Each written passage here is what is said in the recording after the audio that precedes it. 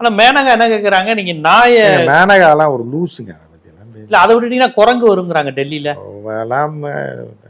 நீங்க வேற மேனகா பத்தி தான் இல்ல அது இந்த பயோ இது சொல்லுவாங்கல்ல, உயிர் சமநிலை, பயோடைவர்சிட்டி, உயிர் பன்மையை சூழல், தவளை இருக்கணும், எலி இருக்கணும், அதெல்லாம் நம்ம இருக்க வேணாம் நான் சொல்றேன். நம்ம அதுல அந்தந்த எண்ணிக்கை குறைஞ்சுன்னா புலி இருக்கணும், புலி சாப்பிட மான் இருக்கணும். அது ரொம்ப ஒரு அது காட்டுக்குள்ள உள்ள அது வேற இது வேறங்க.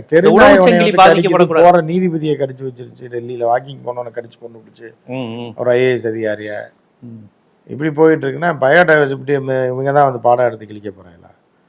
மித்தவனுக்கு தெரியாத பயோடைவர்சிட்டியை பத்தி. என்ன சொல்றாங்க, பாம்பு எண்ணிக்கை கூட லிமிட்டுக்கு மேல குறைஞ்சிடக்கூடாது, ஏன்னா எலி தவளையே அது சாப்பிடணும், அப்பதான் நம்ம பயிர்களுக்கு பாதுகாப்பு. அதுக்கும் தெருநாய்க்கு என்னங்க சம்பந்தம் இருக்கு? பாம்பும் தவளையும் உங்க வீட்டு பக்கம் சுத்திட்டு இருக்க. வேற அவங்க எல்லாம் மருந்து மாஃபியா கும்பலோட கைக்கூலிங்க.